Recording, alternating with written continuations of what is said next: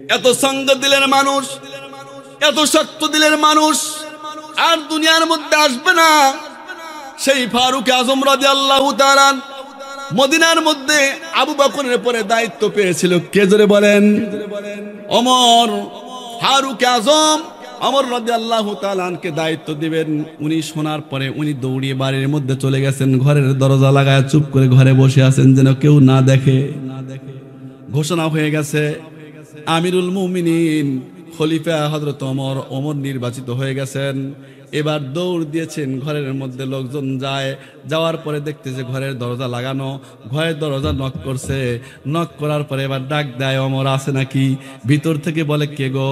বলতেছে আপনি এখনো ঘরের দরজা লাগাইয়া রাখছেন, আপনি কি জানেন না মদিনার মধ্যে আপনার খলিফা হয়েছেন, খলিফা নির্বাচন হয়েছেন, তাড়াতাড়ি দরজা খোলে। ফারুক আজম রাদিয়াল্লাহু তাআলা চোখের পানি ছেড়ে দেয়, না না না, আমি যাব না, অন্য কাউকে তোমরা নির্বাচিত করো, আমি খলিফা হওয়ার যোগ্য নই। আল্লাহ ওমরে ফারুক রাদিয়াল্লাহু তাআলা ডাক দা বললেন, ভাই তোমরা অন্য কাউকে নির্বাচন করো, আমি ওমর এই মদিনার জন্য খলিফা হওয়ার যোগ্য হই নাই। আর আমরা নেতারা বড় বড় পোস্টার লাগা রাখি, একবার নির্বাচনের 3 বছর পূর্ব থেকেই আমরা হাত তুলে দিচ্ছি অগ্রিম শুভেচ্ছা।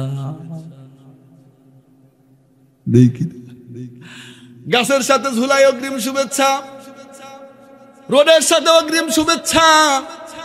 আল্লাহর বান্দা গ্রামে থাকে না, চলে আসতে সিরাজগঞ্জ থাকে, আসতে রাত হয়েছে, অন্ধকার রাত, এইবার গাছের সামনে কেবল আসছে আল্লাহু আকবার।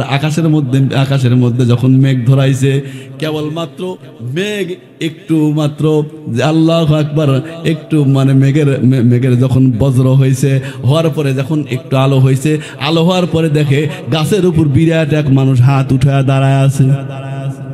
ও তো এলাকার মধ্যে থাকে না, ভয় পায় গেছে, দৌড় বাড়িতে যায়, চিল্লাইতে দৌড়। কি হইল কয় জানো না, ওই গাছের মধ্যে বিশাল এক ডালা ভাত উঠে আছে। কয় কি কয়? আমরা রাস্তা দিয়ে এত চলি, কই কখনো তো আমাদের চোখের মধ্যে পড়ে নাই। কয় জানো না, এত ভয়ঙ্কর চেহারা আমি কখনো দেখি নাই। কয় চল তো যাই দেখি। লাইট হাতের মধ্যে করে নিয়ে আসছে, আসার পরে এইবার দেখতেছে টস মেরে দেখে এক আল্লাহর বান্দা নেতা হওয়ার জন্য 3 বছর আগেই হাত উঠা অগ্রিম শুভেচ্ছা জানায়। ওর দেখে তো কাম শেষ। হায় হায়, কিরে আমি হবে এলাকার মধ্যে নেতা, অগ্রিম শুভেচ্ছা জানায়, ব্যানার ফেস্টুন দেয়া সব শেষ।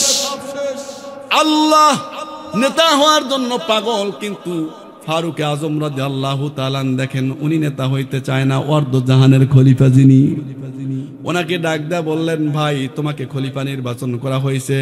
উনি ডাক দেয়া বললেন, ভাই তোমাদেরকে আমি অনুরোধ করি, আমি ওমরের এমন যোগ্যতা নাই নেতা হওয়ার জন্য, এই জন্য মেহেরবানি করে আমাকে তোমরা নির্বাচিত করবা না। এই কথা বলার পরে ফারুক আজম রাদিয়াল্লাহু তাআলা আল্লাহ যখন মানা করে দিলেন, কিন্তু কেউ ছাড়ে না। ফারুক আজমকে ধরে নিয়ে আসলেন, কাঁদতে আসলেন। যখন নির্বাচিত হইলেন খলিফা, এবার উনি ডাক দেয়া বললেন, মদিনার মানুষ তোমরা শোনো, আমি তো ফারুক আজম, আমি তো ওমর, এই মদিনার মধ্যে খেলাফত আমি পাওয়ার যোগ্য না, আমাকে তোমরা খেলাফত দিলা।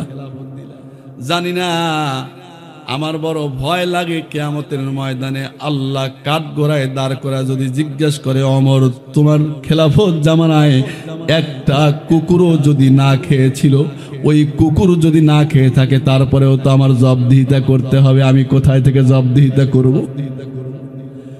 আর আমরা সমাজের মধ্যে নেতৃত্ব দেই, কোন কোনায় কোন গরিব পড়ে থাকলো এইটা আমাদের খেয়াল থাকে না, কোন জায়গার মধ্যে কোন ল্যাংড়া কোন প্রতিবন্ধী পড়ে থাকে এইটা আমাদের খেয়াল থাকে না।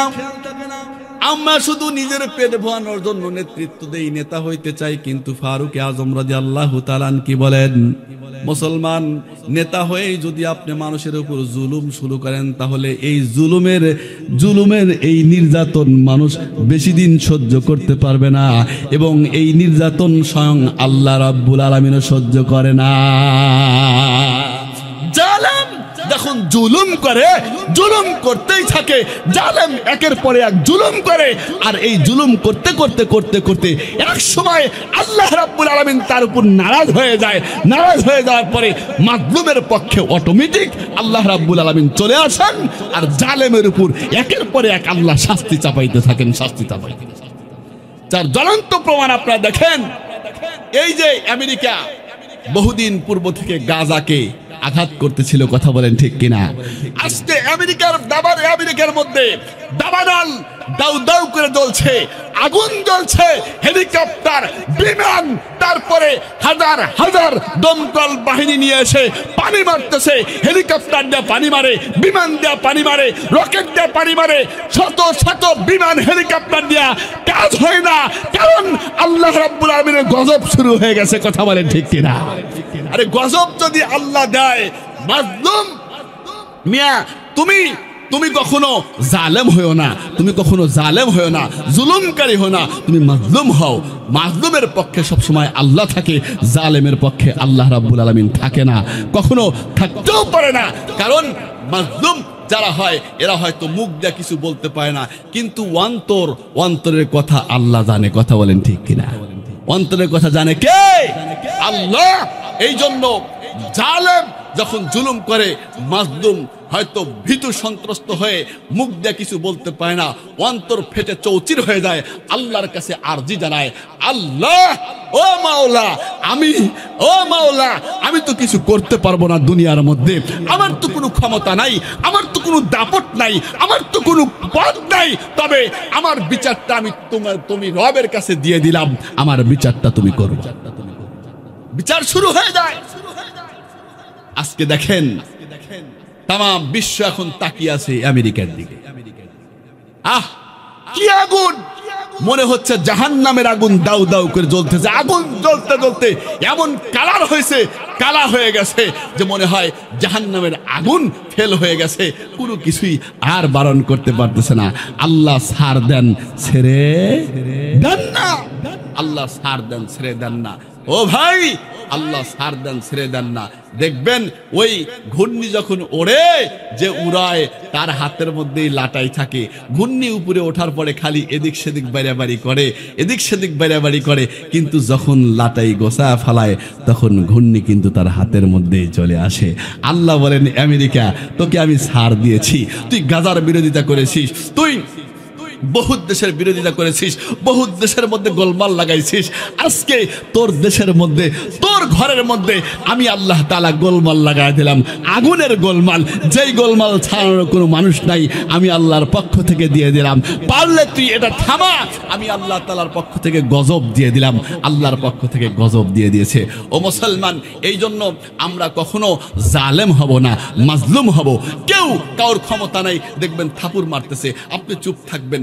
আল্লাহ তাআলা এই দুনিয়াতে বিচার না করলেও দেখবেন ওই দুনিয়াতে এর বিচার আপনি পাবেন। এই জন্য সবসময় ক্ষমতা থাকলেই আমি ক্ষমতা দেখাবো না, ক্ষমতার দাপট দেখাবো না।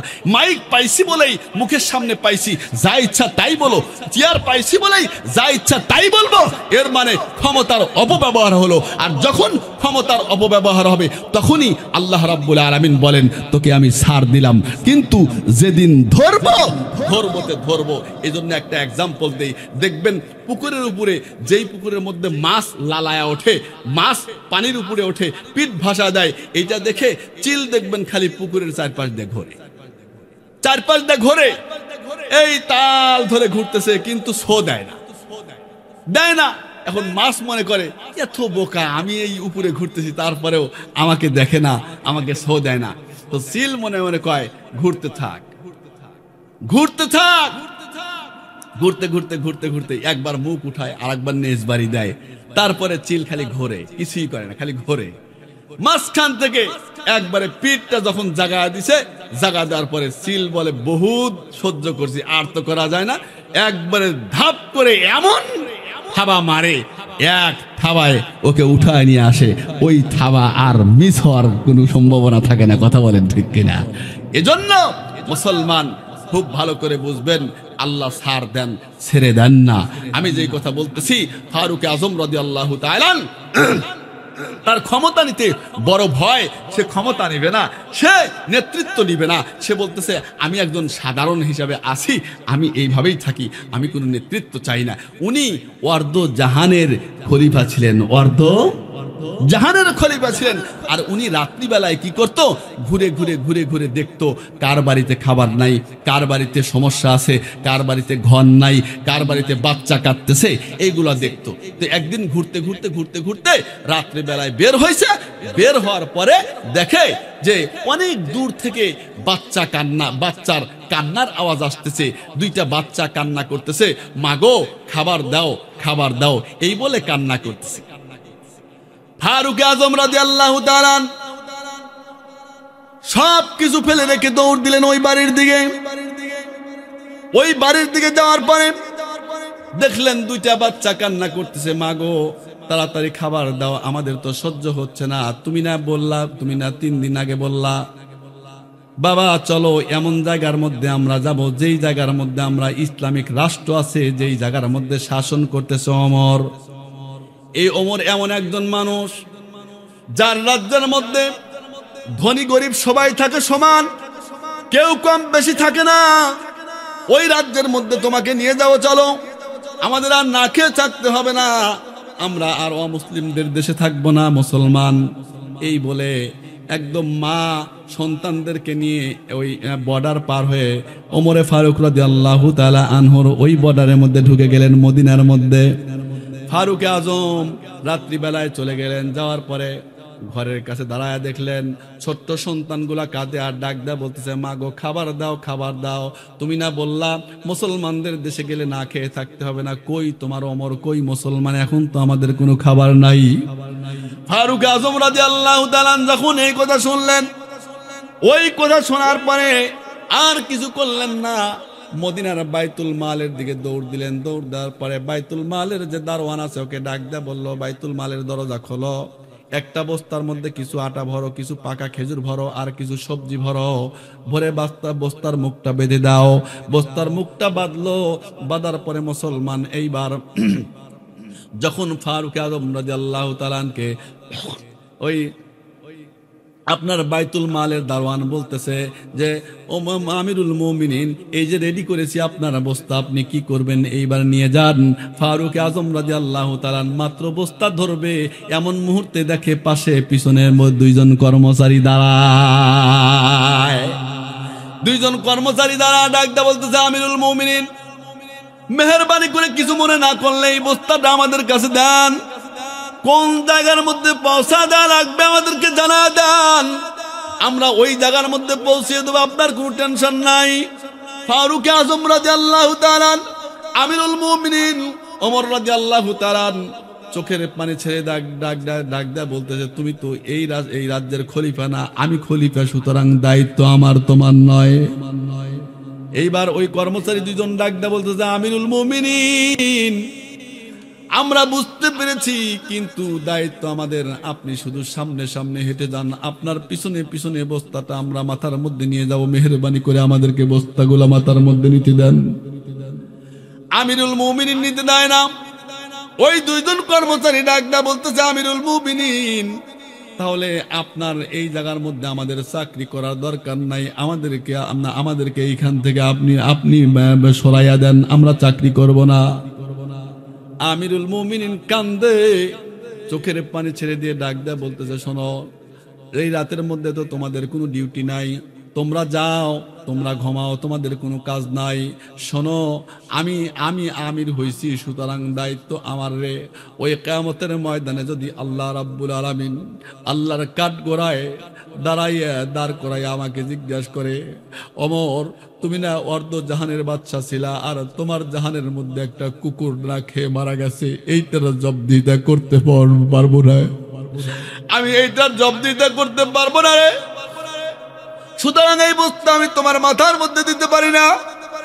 আল্লাহ তারপরেও নাসর বান্দা ফারুক আজম আমিরুল মুমিনিন ডাকদা বলতেছে, শোনো, এই বস্তা আমি তোমাদের মাথার মধ্যে দিতে পারি, আমার একটা শর্ত আছে। বলে কি শর্ত? শোনো, কিয়ামতের ময়দানে আমার গুনার যে বস্তা হবে, ওই বস্তাটা যদি তোমরা নিতে চাও, তাহলে আমি এই বস্তা আজকে তোমাদের মাথার উপর উঠিয়ে দেব। দুইজন কর্মচারী দাঁড়িয়ে গেল, লাজবাব হয়ে গেল, আর কোনো কথা বলতেছে না, সামনের দিকে আগায় না। ফারুক আজম আল্লাহ, উনি মধ্যবয়স্ক, দু একটা চুল পেকে গেছে, দাড়ি পেকে গেছে। আটার বস্তাটা বলল, তোমরা এতটুকু করো, আমাকে ধরে একটু মাথার মধ্যে উঠিয়ে দাও, কিন্তু আমার সঙ্গে যাইতে পারবা না।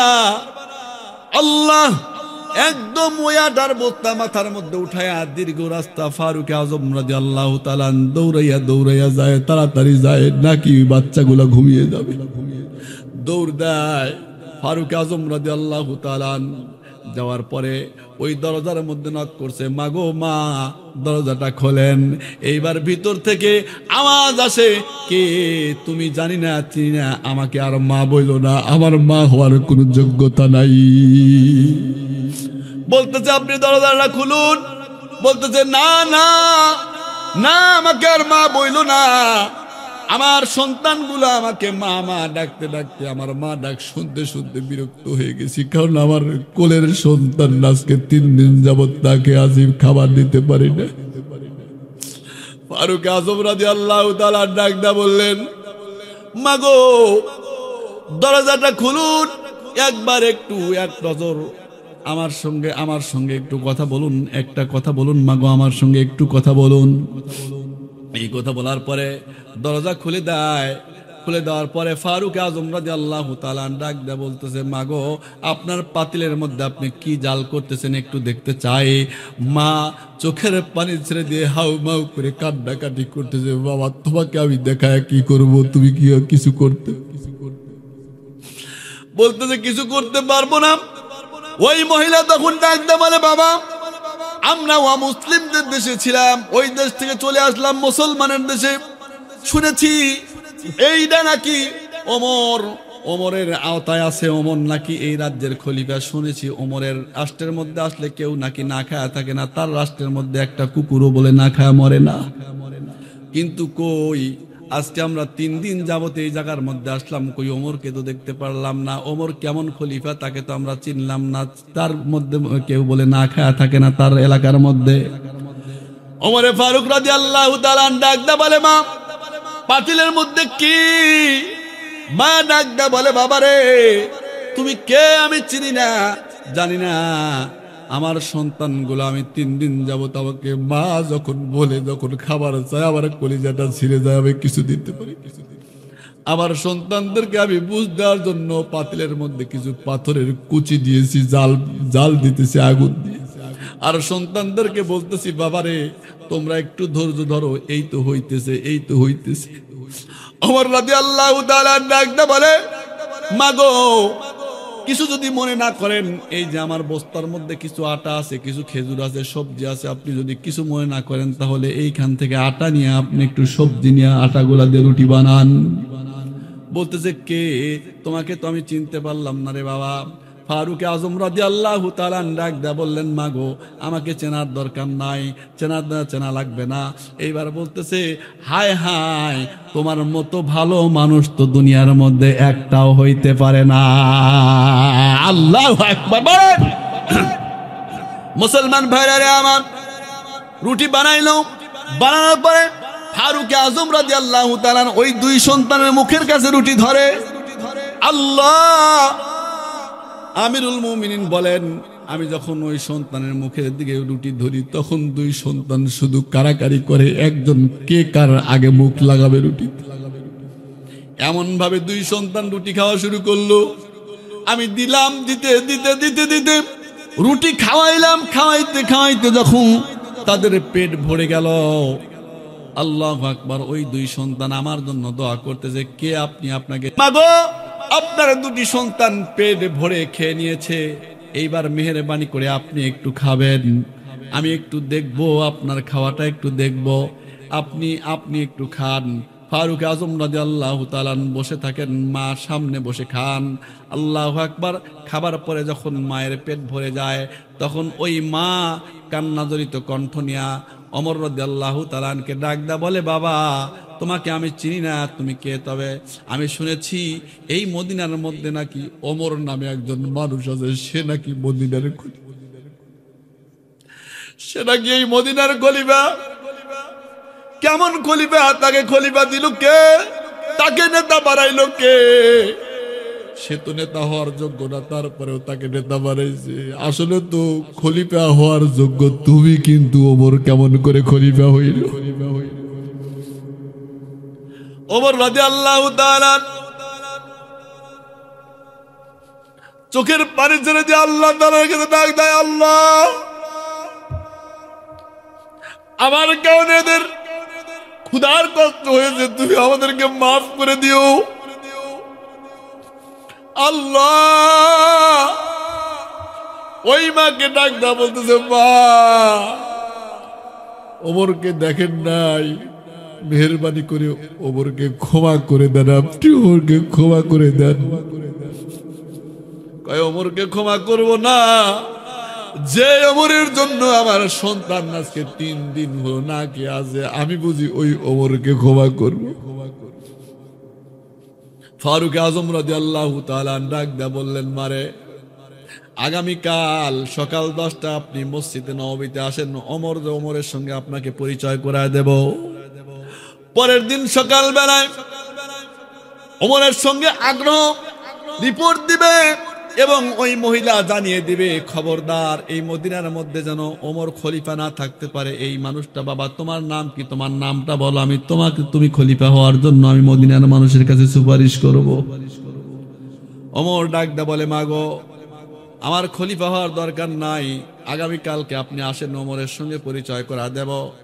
আল্লাহ পরের দিন মসজিদে নববীর চত্বরে গেলেন, যাওয়ার পরে দেখলেন ওই মেম্বারের মধ্যে বসে আছেন আমিরুল মুমিনিন হযরত ওমর ফারুক রাদিয়াল্লাহু তাআলা।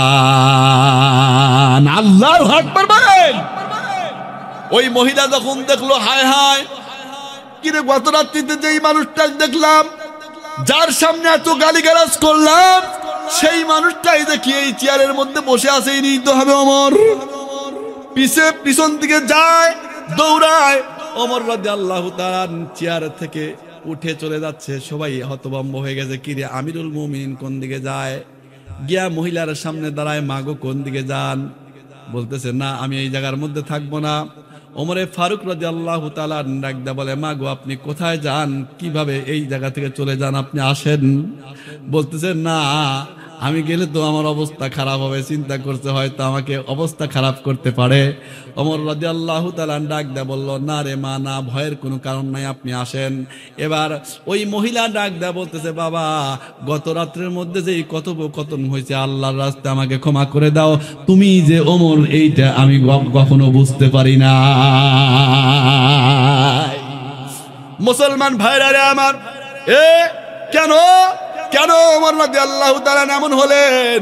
উনি তো জন্মগত মানুষ ছিলেন, কিন্তু যখন কোরআনের স্পর্শে এসে গুণগত মানুষ হইল, তখন তার রূপ পরিবর্তন হয়েছে। কথা বলেন ঠিক কিনা? এ মুসলমান, আমরাও সেই গুণগত মানুষ হইতে চাই কিনা? সবাই হইতে চাই না? কে কে হইতে চাই দেখি? দুটি হাত উঠা দেন তো, একটু হাত উঠা দেন, একটু আল্লাহু আকবার তাকবীর দিয়ে দেন। নারায়ে তাকবীর। হয় নাই? নারায়ে তাকবীর। এ ভাই, সবাই গুণগত মানুষ হইতে চাই তো? হাত নামান। সবাই হইতে চাই না। যদি গুণগত মানুষ হইতে চাই, তাহলে দুনিয়ার মধ্যে বলেন তো দেখি, এই দুনিয়ার মধ্যে আমরা এই জায়গার মধ্যে বসেছি, আমি এখন ছোট্ট একটা তথ্য আপনাদেরকে দিতে চাই। গুণগত মানুষ, জন্মগত মানুষ থেকে গুণগত মানুষ, এই কোরআনের স্পর্শে আসলে গুণগত মানুষ হওয়া যায়। আপনারা জানেন, আপনার আল্লাহু আকবার, আমি এখন আপনাদের সামনে এমন একজনের নাম নেব, যে এমন কোনো মানুষ নাই যেই নামটাতে চেনেন না। টনি বিলিয়ার, এই মানুষটার নাম আপনারা সবাই জানেন কিনা জোরে বলেন। এই টনি বিলিয়ারের ছোট শালিকা নরেন বো, এই নরেন বো, উনি এক সময় ওনার মনের মধ্যে, খ্রিস্টান মানুষ, ওর মনের মধ্যে একটা উদ্ভব জাগলো যে মুসলমানদের কিতাবের মধ্যে নাকি কোনো ভুল নাই, তাওরাত জবুর ইনজিলের মধ্যে ভুল আছে, কিন্তু এই কোরআনের পর্শে যেই আসে ওই মানুষটাই কেমন যেন পরিবর্তন হয়ে যায়। এইটা আমার একটু গবেষণা করা দরকার, দেখা দরকার। এইটা গবেষণা করার জন্য ওই নরেনবু ইরানের তেহরান বিমানবন্দরে আসলেন। ইরানের মধ্যে আসলেন। তেহরান বিমানবন্দরের মধ্যে যখন নামলেন, নামার পরে বলল, মুসলমানদের কিতাব ওই কোরআন, যেই কোরআনের স্পর্শে এসে মানুষ পরিবর্তন হয়, আমি ওই কোরআনটা দেখতে চাই। আল্লাহু আকবার বলেন। টনি ব্লেয়ারের ছোট শালিকা নরেন বোম যখন এই কথা বললেন, ইরানের তেহরান বিমানবন্দরের মধ্যে আরো অভিজ্ঞ সম্পন্ন লোক ছিল। ওনারা চিন্তা করলেন শুধু কোরআন এনার হাতে দিলে তো ইনি বুঝবে না, সঙ্গে আরো কিছু তাফসিরও দিলেন, আরো কিছু অর্থ সহ কোরআন দিয়ে দিলেন। বলল এইগুলা ভালো করে পড়লেই তুমি জানতে পারবে। এবার ওই নরেনবু দীর্ঘ 3 বছর যাবত কোরআন পড়লো, কোরআন জানলো, সুন্দর করে অর্থ জানলো, ব্যাখ্যা জানলো। জেনে জেনে 3 বছর কোরআন নিয়ে গবেষণা করলো। গবেষণা করার পরে ওনার কাছে ভুল ধরেছে 53 জায়গায়। যেই জায়গার মধ্যে ভুল ওনার কাছে লাগছে, উনি ওই কোরআনের 53 জায়গায় লাল কালি দিয়া দাগ মারছে। লাল কালি দিয়া দাগ মারছে। মারার পরে আল্লাহু আকবার, উনি যখন মুসলমান হওয়ার পরে ওনাকে জিজ্ঞাসা করা হলো, আপনি কোরআন রিসার্চ করার জন্য এসে আপনি মুসলমান হইলেন, আপনি তো খ্রিস্টান মানুষ। ওই নরেনবু ডাক দেয়া বলতেছে, তারপরে ওনাকে বলা হলো, আপনি কোরআনের মধ্যে যে 53 জায়গায় লাল কালি দাগ দেয়া দিলেন, এইটা কি বুঝেছিলেন? নরেনবু ডাক দেয়া বলতেছে, আমি যেই 53 জায়গায় কোরআনুল কারীমের ভুল ধরলাম, আমি যেই জায়গার মধ্যে দাগ দেই, আমার কাছে ভুল লাগে, আমি পরে আবার আরেক পৃষ্ঠায় যা দাগ দেওয়ার আগেই আমি দেখি যেই কারণে দাগ দিলাম, এইটার সমাধান পরের পৃষ্ঠার মধ্যে আল্লাহ রাব্বুল আলামিন দিয়েছে। আল্লাহু আকবার বলেন। মুসলমান, কোরআনের মধ্যে এমন কোন জিনিস নাই, আপনার পরিবার নীতি, সমাজ নীতি, রাষ্ট্রনীতি, রাজনীতি সব কিছু আছে কোরআনে। আর যারা বলে কোরআনের মধ্যে রাজনীতি নাই, তাদের ঈমান নাই। যদি বলে কোরআনের মধ্যে রাজনীতি নাই, তাদের ঈমান থাকতে পারে না, পারে না, পারে না। কথা বলেন ঠিক কিনা? কোরআনের মধ্যে যদি রাজনীতি না থাকে, তাহলে পয়গম্বর দেশ চালাইলো কেমনে? কথা বলেন। ওমর দেশ চালাইলো কেমনে? ফারুক আজম দেশ চালাইলো কেমনে? আমার সেই আবু বকর রাদিয়াল্লাহু তাআলা দেশ চালাইলো কেমনে? কারণ এরা জানে যদি সেই নিয়ম নীতি মেনে, আমরা কোরআনের নিয়ম নীতি মেনে যদি আমরা গুণগত মানুষ হয়ে দেশ চালাই, তাহলে 90টা কম্বলের মধ্যে 10টা, আপনার 80টা মাইরা দেন, 90টা 10টা দেব, এই গুণ আমাদের মধ্যে থাকবে না। এটা কোরআন। 10 মন গম আসলে 8 মন রেখে 2 মন দিবা, এটা হয় না। তোমার ইউনিয়নের মধ্যে আসছে গরিবের জন্য বিজিডি কার্ড আসছে, তারপরে বিধবা ভাতার কার্ড আসছে, এইগুলা নিয়ে 10,000 টাকা করে নিয়ে তুমি এক এক জায়গায় দিবা। কোরআন জানে, ওরা জানে কোরআনের স্পর্শে আসলে এগুলা সম্ভব হবে না। এজন্য খুব ভালো করে বুঝবেন ভাইজান, খুব ভালো করে বুঝবেন, মানুষ তো মানুষ, মানুষ 2 প্রকার। একটা হলো জন্মগত মানুষ, আর একটা হলো গুণগত মানুষ। জন্মগত মানুষ তো ওই যে আপনার হলো কি এর মধ্যে আছে, টাঙ্গাইলের মধ্যে লতিফ সিদ্দিকীও জন্মগত মানুষ ছিল, মানুষ আছে। তাসলিমা নাসরিনও জন্মগত মানুষ, কথা বলেন ঠিক কিনা? কিন্তু এরা কোরআনের স্পর্শ পায় নাই, যে কারণে এরা গুণগত মানুষ হইতে পায় নাই। ও মুসলমান, এই জন্য এই বাংলার জমিনেও গুণগত মানুষ না হইতে পারে আজকে দেখা যায় মুসলমানের ঘরে জন্ম নিয়েছে, কোরআন পড়ে, হাদিস পড়ে, মাথার মধ্যে টুপি আছে, গায়ের মধ্যে জুব্বা আছে, মুখের মধ্যে দাড়ি আছে, তারপরেও এই কোরআনের বিরোধিতা করে, একমাত্র গুণগত মানুষ না হওয়ার কারণে। কথা বলেন ঠিক কিনা? এই জন্য আমি বলি মুসলমান, গুণগত মানুষ হওয়া দরকার। আর এই গুণগত মানুষ যখন হবে, রিকশাওয়ালার মধ্যে গুণ চলে আসবে, আল্লাহু আকবার, ঠেলাওয়ালার মধ্যে কোরআনের গুণ চলে আসবে, যখন আপনার কৃষকের মধ্যে গুণ চলে আসবে, ব্যবসায়ীর মধ্যে কোরআনের গুণ চলে আসবে, যখনই কোরআনের গুণ প্রত্যেকটা মানুষের দিলের মধ্যে চলে আসবে, তখন ওই মানুষটার দ্বারা আর কোনো 9 আর 6 কাজ হইতে পারে। মুসলমান ভাইরা আমার, এই দুনিয়ার মধ্যে আমি আর আপনি হায়াতের জিন্দেগিতে কয়দিন বাঁচবো বলুন তো দেখি? দেখেন, আমরা শুধু মরার কথা বলি, দেখেন না, আমরা এই দুনিয়ার মধ্যে দেখেন কোরআন বিরোধী আওয়াজ উঠলে হুজুররা আর থাকতে পারে না, মাঠের মধ্যে নেমে যায়। কথা বলেন ঠিক কিনা? কিছু কিছু মানুষ কয় হুজুরদের খায়া কাম নাই, হুজুরদের খায়া কাম নাই। তেলের দাম বাড়লে তো আমরা রাস্তার মধ্যে নামি না, ডাউলের দাম বাড়লে তো রাস্তার মধ্যে নামি না, চাউলের দাম বাড়লে তো রাস্তার মধ্যে নামি না। কিন্তু পয়গম্বরকে গালি দিলে তো আমাদের আর দিলের মধ্যে সহ্য হয় না, দিলটা ফেটে যায়।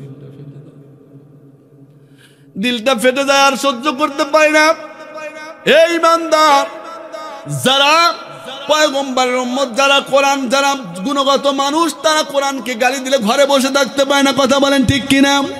কিন্তু তুমি বলো আমি গুণগত মানুষ, আমি মুসলমান, আমি ইমানদার। আমি বলতে চাই তোমার দাদা ছিল মুসলমান, তোমার বাবা ছিল মুসলমান, সেই সূত্রে তুমি মুসলমান। আসলে তুমি গুণগত মানুষ, মুসলমান নয়। যদি তুমি গুণগত মুসলমান হও, তাহলে তোমার সামনে কোরআন হাদিস পয়গম্বরের বিরুদ্ধে কথা বললে তোমার ওই মুহূর্তের মধ্যেই তোমার সামনেই ওর দাঁতগুলা থাকতে পারতো না, দাঁত পড়ে যেত।